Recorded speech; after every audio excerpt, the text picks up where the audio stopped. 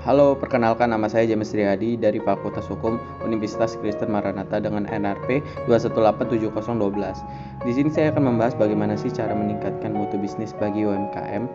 Di sini saya mengambil produk kerupuk kemplang ikan sebagai contoh dalam mengembangi mutu bisnis bagi UMKM. Tentunya di masa pandemi sekarang telah memberikan dampak buruk terhadap UMKM. Sesuai rilis data Insight Center, mayoritas UMKM sebesar 82,9% merasakan dampak negatif dari pandemi ini dan hanya sebagian kecil sebesar 5,9% yang mengalami pertumbuhan yang positif. UMKM ini juga dilindungi bisnisnya dalam peraturan pemerintah nomor 7 tahun 2021 tentang kemudahan, perlindungan, dan pemberdayaan koperasi dan usaha mikro, kecil, dan menengah.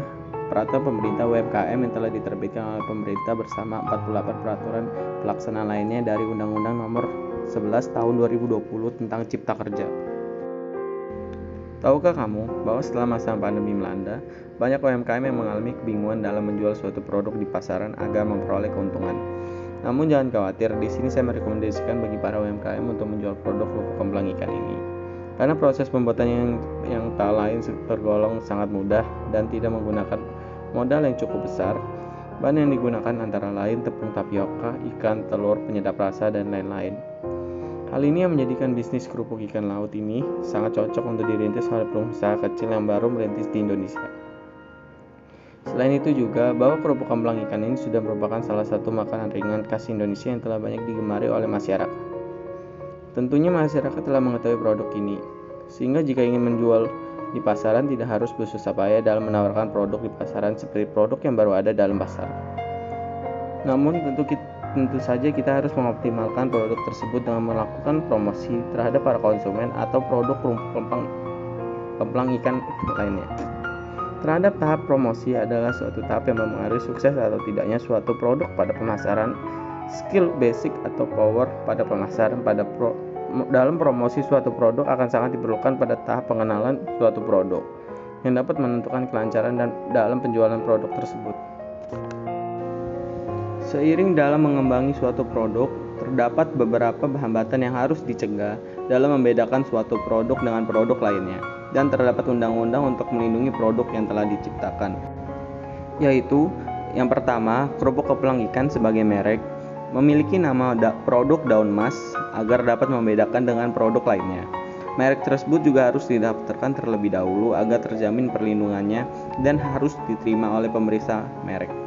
Hak merek ini juga dilindungi dalam pasal 1 Undang-Undang Nomor 14 Tahun 1997, Junto Undang-Undang Nomor 15 Tahun 2001. Masa perlindungan merek yang terdaftar adalah 10 tahun sejak tanggal penerimaan permohonan pendaftaran mereknya dan dapat diperpanjang masa perlindungannya.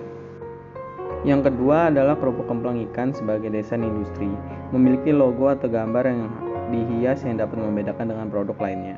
Terdapat juga diinkes untuk menjamin halalnya suatu produk yang terdapat di dalam logo atau gambar tersebut. Gambar atau logo tersebut termasuk ke dalam desain labeling. Hal itu dilakukan karena labeling dan pengemasan sangat mempengaruhi daya beli konsumen terhadap suatu produk. Desain labeling ini juga termasuk ke dalam hak desain industri karena sifatnya berbeda dengan produk lainnya dan telah dilindungi dalam Undang-Undang Nomor 31 Tahun 2000 tentang Desain Industri yang dilindungi selama 10 tahun yang berlaku sejak tanggal penerimaan lisensi, dan masa pelindungan desain industri ini tidak dapat diperpanjang lagi. Yang ketiga adalah kerupuk kemplang ikan terdapat rahasia dagang, memiliki cara pembuatan tersendiri serta formula yang membedakan citra rasa atau ciri khas dengan produk lainnya. Pada kemasan terdapat komposisi berupa tepung tapioka, terigu, ikan, telur, dan penyedap rasa, dan lain-lain. Bisa saja semua orang dapat melakukan pembuatan yang dengan resep yang sama, namun yang membedakannya adalah cara pembuatannya dan formula yang unik dalam pembuatannya. Rahasia dagang ini juga dilindungi dalam Undang-Undang Nomor 30 Tahun 2000 tentang Rahasia Dagang. Rahasia dagang ini tidak memiliki batas waktu dan dalam masa pelindungannya. Selama pemilik melakukan upaya untuk menjaga kerahasiaan dari informasi, maka informasi tersebut masih dalam masa pelindungan rahasia dagang. Di sini terdapat beberapa strategi dalam mengembangkan suatu produk, yaitu yang pertama, meningkatkan produk yang sudah ada, yang artinya membuat produk baru yang menggunakan produk lama yang sudah lama ada sebelumnya. kemudian dimodifikasi kembali produk lama dan menjadi produk yang baru disesuaikan dengan keinginan pasar. Hal tersebut berfokus pada penambahan citra rasa berupa penambahan bumbu dan perbaruan yang lainnya yang akan dinantikan dan akan berpengaruh pada peminat konsumen.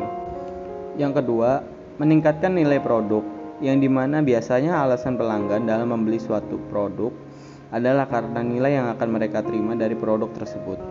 Dengan begitu, kita harus memperkuat kembali nilai produk dengan cara meningkatkan citra rasa dari produk dan membuat fitur baru pada kemasan. Nilai tambah tersebut akan menarik bagi konsumen baru. Kemudian pelanggan yang sudah ada akan memperoleh sesuatu yang baru dari produk tersebut. Yang ketiga, percobaan atau sampel produk. Tentunya produk yang telah kita buat belum dikenali langsung oleh konsumen. Dengan memberikan sampel produk berupa tiruan produk yang akan kita jual, maka pelanggan tentu dapat memeriksa kualitas produk kita, dan dengan adanya sampel gratis akan membuat mereka semakin yakin dengan produk yang kita buat. Sampel gratis ini menunjukkan kepada para konsumen bahwa apa yang akan mereka dapatkan jika memberi produk tersebut. Yang keempat, mengadakan penawaran paketan 2 gratis 1. Tentunya paket tersebut akan memancing para konsumen untuk berpikir 2 kali dalam memilih produk lainnya. Karena di mana para konsumen akan berpikir bahwa membeli 2 bungkus kerupuk ikan, maka akan mendapatkan 1 bungkus kerupuk ikan tambahan. Dibandingkan dengan produk lain yang harganya sama namun hanya mendapatkan 2 bungkus kerupuk ikan saja. Yang kelima, yaitu mengubah gagasan atau ide dalam pemasaran. Strategi ini dilakukan dengan cara mengubah definisi dan ide pada produk. Misalnya, jika kita membuat suatu produk untuk dijual di pasar, namun pihak pasar tidak menanggapi produk tersebut atau terbilang produk itu tidak laku, maka yang harus dilakukan adalah mengubah ide pokok kita sebelumnya menjadi ide yang baru dengan cara melakukan riset ke dalam pemasaran dan mencari tahu apa yang keinginan yang dibutuhkan oleh pelanggan atau konsumen, sehingga kita dapat mengembangkan dan menyesuaikan produk yang telah kita buat dengan keinginan citra rasa yang diinginkan oleh konsumen. Selanjutnya, menggunakan media sosial sebagai sarana penjualan. Di masa pandemi begini, tentu para UMKM akan sangat kesulitan untuk menawarkan produknya terhadap para konsumen. Tentu dengan menggunakan media sosial sebagai lapak penjualan akan sangat membantu membuat produk yang telah kita buat supaya semakin terkenal pada kalangan konsumen. Dan tentunya akan membuat produk kita laku dan mendapatkan hasil keuntungan yang akan diperoleh. Sekian presentasi dari saya, semoga dapat bermanfaat khususnya bagi UMKM yang baru merintis usaha. Terima kasih.